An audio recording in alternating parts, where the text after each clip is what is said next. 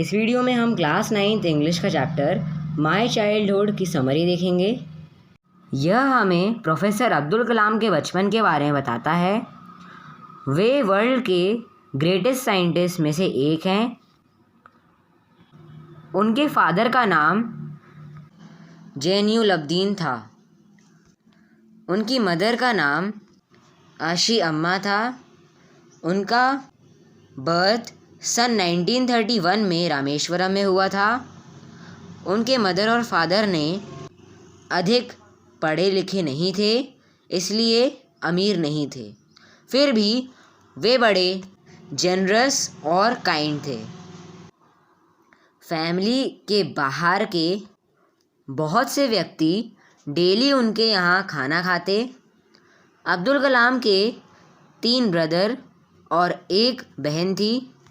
वे सभी अपने एंसेस्ट्रल से प्राप्त पुराने घर में रहते थे। वह बड़ा था तथा पक्का मकान था। यह रामेश्वरम की मस्जिद स्ट्रीट में था। अब्दुल कलाम 8 साल के ही थे जब सन 1939 में दूसरा विश्व युद्ध छिड़ गया, यानी कि सेकेंड वर्ल्ड वॉर हुई। अचानक टैमरिंड के बीज की मांग बढ़ गई। अब्दुल कलाम इन सीड्स को इकट्ठा कर मार्केट में बेच देता था। उसका एक कज़न भाई शमसुद्दीन न्यूज़पेपर को बेचता था, डिस्ट्रीब्यूट करता था। उसने अब्दुल कलाम को अपने हेल्पर के रूप में नियुक्त कर लिया।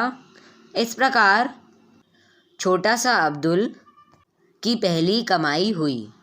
अब्दुल कलाम के मदर और फादर ने उनको काफ़ी प्रभावित किया। उसके कुछ फ्रेंड्स और टीचर्स ने उसे प्रभावित किया।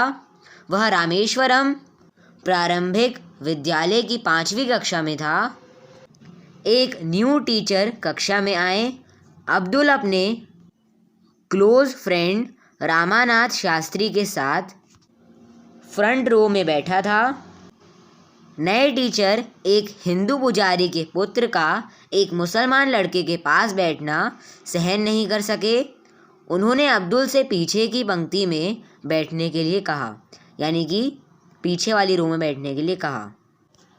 वह बहुत दुखी हुआ और रामानाथ शास्त्री का भी यही हाल था। लास्ट रो में जाते हुए अब्दुल ने देखा कि शास्त्री रो रहा था। इस बात का अब्दुल पर बड़ा असर हुआ।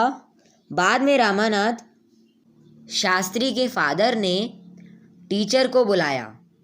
उसने उसे बच्चों के बीच सोशल सेपरेशन का जहर ना फैलाने के लिए कहा।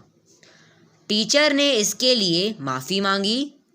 अब्दुल के science teacher Shiv Subramanya Iyer high caste Brahmin थे। उनकी वाइफ बड़े पुराने विचारों की थी, परंतु उन्होंने सोशल बैरियर्स को तोड़ने का प्रयत्न किया। एक दिन उन्होंने अब्दुल को अपने घर भोजन का निमंत्रण दिया। उनकी वाइफ ने अब्दुल को अपनी रसोई में खाना परोसने से इनकार कर दिया। इस पर शिव सुब्रमण्य ने अपने हाथों से अब्दुल को खाना परोसा। उसने उसके पास बैठकर अपना भोजन भी लिया। टीचर ने अब्दुल को नेक्स्ट वीकेंड पर फिर आने को कहा।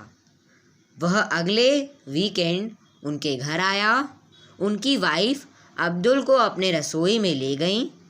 उसने उसे अपने हाथों से खाना परोसा।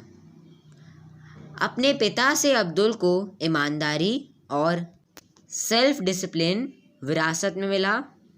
अब्दुल कलाम बड़े हो गए।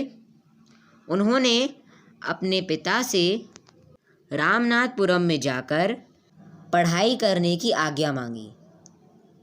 उनके पिता ने उसे जाने की अनुमति दे दी। उन्होंने अपनी वाइफ को कंसोल करा, जो कि इमोशनल हो गई थी। अब्दुल कलाम के पिता ने फेमस फारसी फिलोसोफर खलील गिब्रन का उल्लेख किया।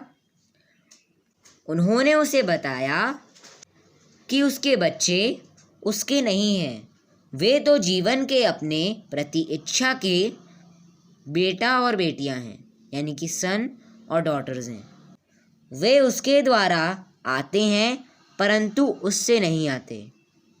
वह उन्हें अपना प्यार दे सकता है परंतु उनके विचार उनके अपने हैं।